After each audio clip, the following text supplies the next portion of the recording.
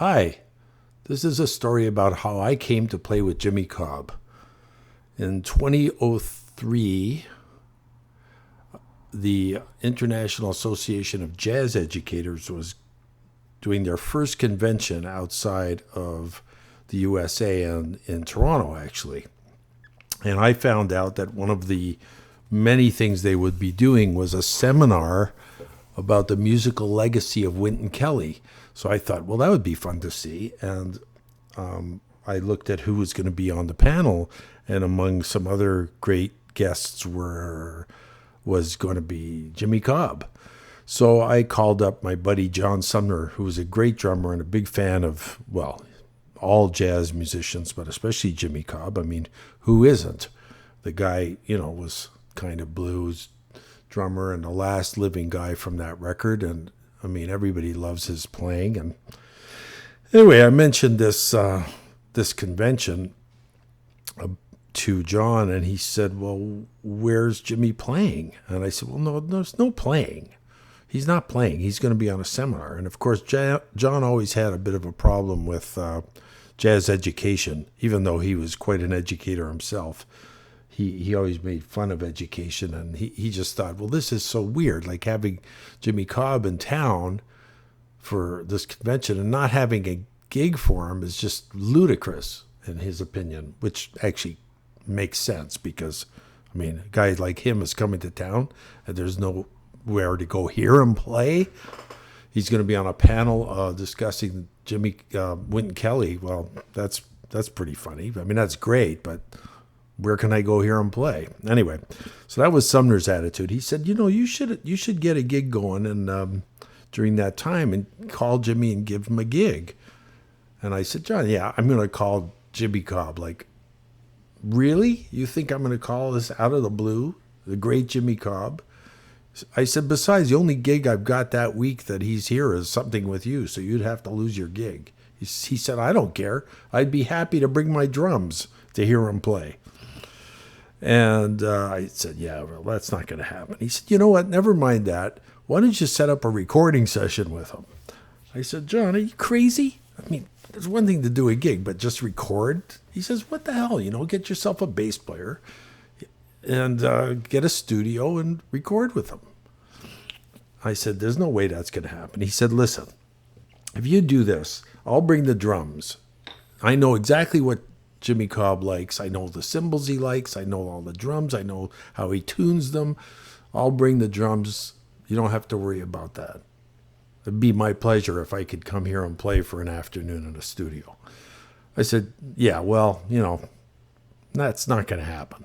And I hung up the phone, and one of the things that John and I had going was always trying to mess with each other's heads. So, that was left at that. And I immediately started thinking about it. I thought, what did I really mess with John? I know, I'll actually try and do this.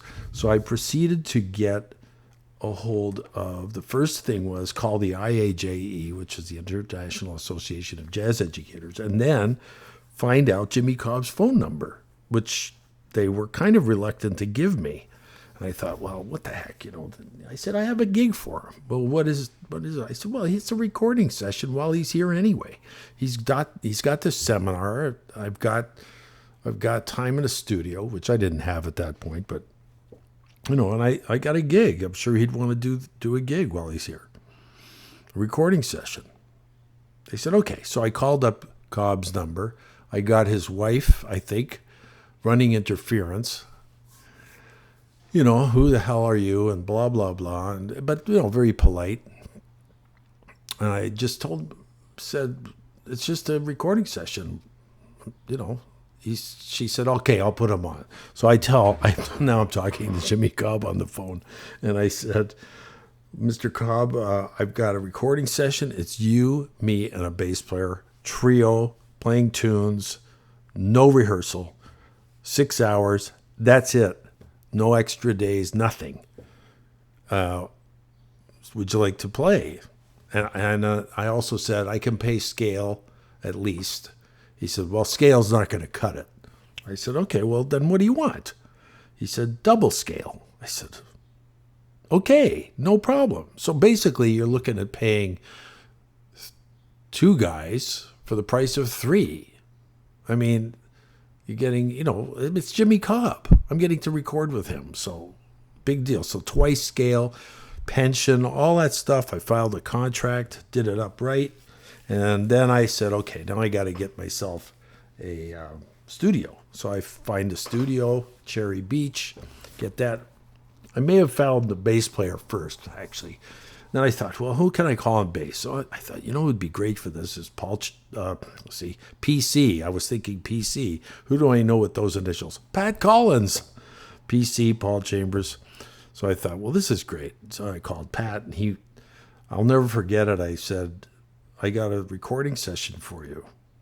And he said, what is it? I said, it was just trio thing with Jimmy Cobb on drums. And he just about fell off his chair. That's quite a fun thing to be able to call a guy and say that to him. So now I had that together. I had called the studio. I had a date that Cobb could do it. I had the money worked out. And there was one more thing to do, which was the best part, which was get the drums, which meant calling Sumner, which is the whole point of this thing. So I call up John. I said, John, I think it was January 14th, something like that. I said, listen, man, I need your drums on the 14th. He says, what's the gig? And I said, oh, it's no gig. Not for you. He says, what the hell are you talking about? I said, well, I need your drums because I got Jimmy Cobb to do a recording session with me. And you have to know, John Sumner never cursed or used bad language, but in this case, he made an exception. It went, what the? Like that. So that was amazing to get him, mess him up. Because, we left it. It took 2 weeks to organize all this. So it was out of his mind completely. So I got to one-up John there, and it's because of him that I had the nerve, more as a dare, to call Jimmy Cobb. And then we got to play. And, of course, that was magical. First of all, it was kind of nerve-wracking because, you can't really hear very well. You're recording without ever having played together. The headphone mix, all that stuff, trying to get that together. And then, having a bit of tentativeness on my part. I know that Pat probably thought the same thing for him. But then we warmed up to each other and we played. And I think every track, maybe but one on that whole recording, is first takes. And I also remember, and Pat mentioned this in his blog or your blog, that we were coming to the end and I was kind of fading out. I'm going, I don't want to work him too much. He's 75 years old, and I'm happy. I got to play. It's been 5 hours or whatever it is. Let's just call it. And he said, no, man, you need some more. I said, no, we don't need to play anymore. He said, no, you should do another tune. Let's do another tune. I said, okay. So this is completely unplanned. And I remember it was invitation. Just called the tune, played the tune once through, and that's on the recording. So he was such a gentleman and such a great guy. And the other thing I remember, again, Pat mentioned this, we remembered a lot of things the same way, was that when I did the intro to Someday My Prince Will Come with that pedal F, and Jimmy was playing that, playing the drums there, it was kind of like being immersed in the recording with Wynton Kelly, except for Wynton wasn't there, but Paul Chambers and Jimmy Cobb, or in this case, Pat Collins and Jimmy Cobb. And it just was totally amazing. And it was so,